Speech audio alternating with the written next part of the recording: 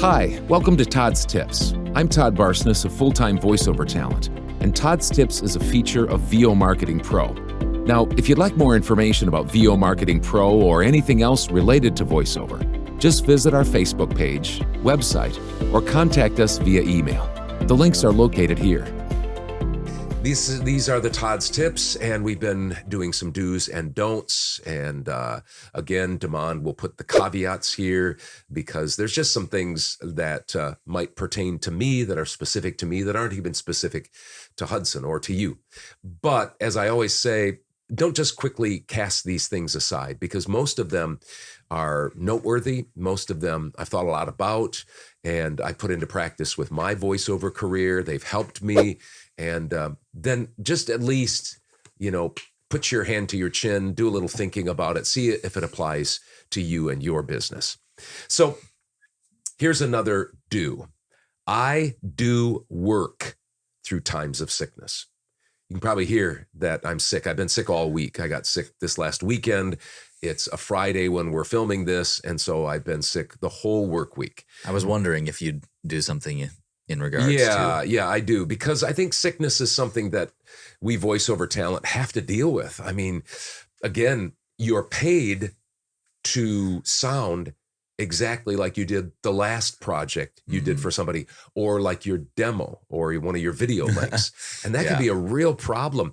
When I was in radio, I've told this story so many times, I hope you don't mind, but you got on the radio and I did mornings. And so it was just pretty easy to say, boy, I've got a cold here, got a sore throat. I hope you're doing well today. It's kind of the flu season. Maybe you're suffering through this and you're going to work. Let's do it together kind of stuff. And you're a personality. And so you can get away with that. But when they're hiring you for your voice, just your voice, they don't know you. They don't, in one sense, they don't care about you.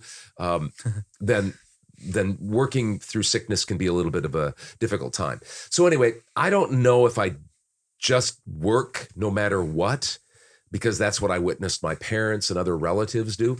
I just saw, like, my dad made cheese. He worked for UPS. He just went to work. My mom just babysat for people and just went to work all the time. And their parents did too. They were farmers and cheesemakers. Or maybe it's because I'm really competitive, and whether it's in sports or work or just life in general, I don't want to give my competition a leg up. So I just work because I'm always concerned somebody's going to take my place. I don't know. Or maybe it's 30 years, as I just mentioned, maybe it's 30 years of mainly morning radio, getting up. You just can't call somebody at 2:00 in the morning when it's time to, get up and do your morning drive time. You just kind of have to go in and survive it.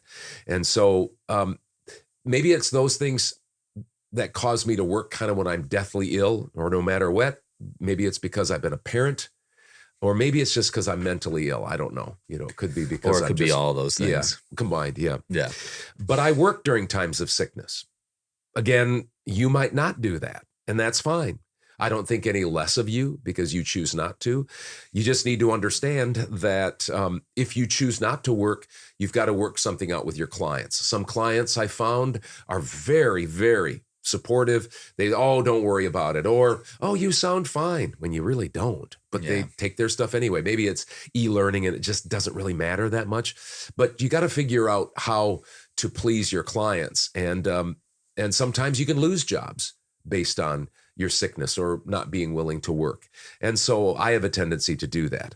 See, I've trained myself and my clients to, first of all, expect very fast turnaround times, whether it's warm responses, phone calls, emails, revisions, projects in general. They just know that I'm going to turn things around quickly, rain or shine, sickness or whatever. I have trained my clients to expect that I will be available and highly reliable. That's just how I've trained them. And I've also trained them to expect my availability every weekday, unless I let them know with an out of studio notice. They just know that I'm going to be around. And that's how I built my business. And so one of these days I'm going to slow down and I'm going to retrain my clients. And it'll probably cost me. It will. It'll cost you probably financially. Maybe you can make it up some other way. I haven't figured it out yet. I just have to work my talent level, how I built my business. I just have to work a lot. And so I work whether I'm sick or not. So for now, I'm working while I'm sick. And it's just one of the reasons that I believe that I've been successful as a voiceover talent, is because I just have trained myself to do that. So here it is again. I do work through times of sickness. That's my pattern. How about you? This past week I had to. Fortunately, I wasn't as maybe sick as other people were. My voice wasn't as affected. Now, it definitely sounded different, but I had some newer clients that I think I was able to, get past with, because they hadn't been used to my voice. So, but it was less than a week that I was sick. So that's about what you want if you're going to have it. And I worked through being sick. I still made over $1,000 this week. Little spoiler there, but yeah. Anyway, I've had some times where I've been sick, like getting sick on Wednesday or Thursday, and it's no fun to ever get sick, but it's kind of nice when you get sick toward the weekend, because then you might have Saturday and Sunday to kind of relax and unwind and unplug and, recharge the batteries and all those things that you say, and maybe get ready for, get some extra sleep for Monday. But this happened. I basically got sick Monday morning. Tough. And so I've been, fighting the cold, and maybe I know I'm planning on doing at least 2 more of these. Wow. Continuing on about almost sickness. running out. Oh, okay.